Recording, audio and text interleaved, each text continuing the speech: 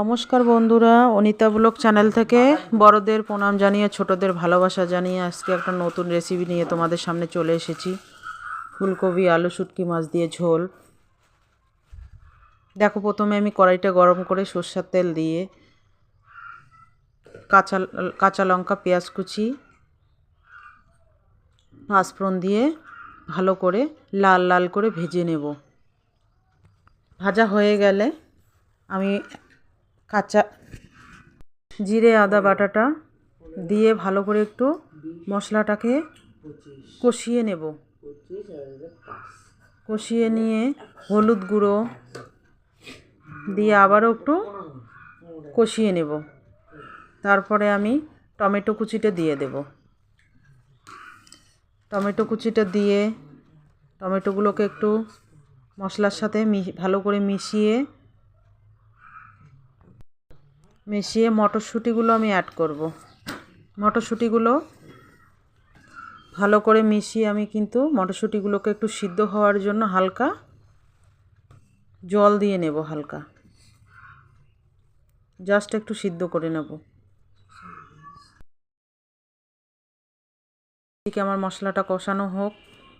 এইদিকে দেখো, আমি ফুলকপি আলু ভাপিয়ে নিয়ে ভালো করে নুন হলুদ দিয়ে ভেজে তুলে রেখেছি।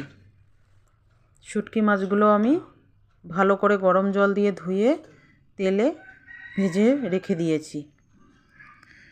এইদিকে আমার মশলাটা কষানো মোটামুটি হয়ে যাচ্ছে। আমি লবণটা অ্যাড করব স্বাদ মতো লবণটা অ্যাড করে আমি ভালো করে একটু আবারও কষাবো। কষিয়ে ভেজে রাখা ফুলকপি আলুটা আমি দিয়ে দেব। দিয়ে ভালো করে মেশাবো।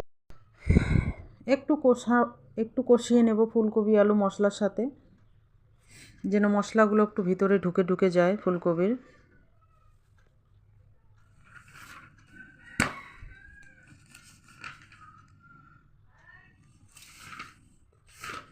দেখো, আমার মোটামুটি কষানো হয়েই গেছে।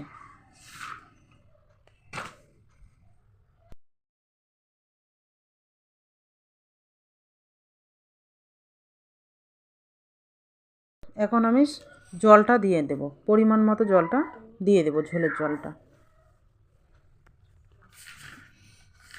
এখন কিছুক্ষণ আমি ফুটিয়ে নেব তরকারিটাকে।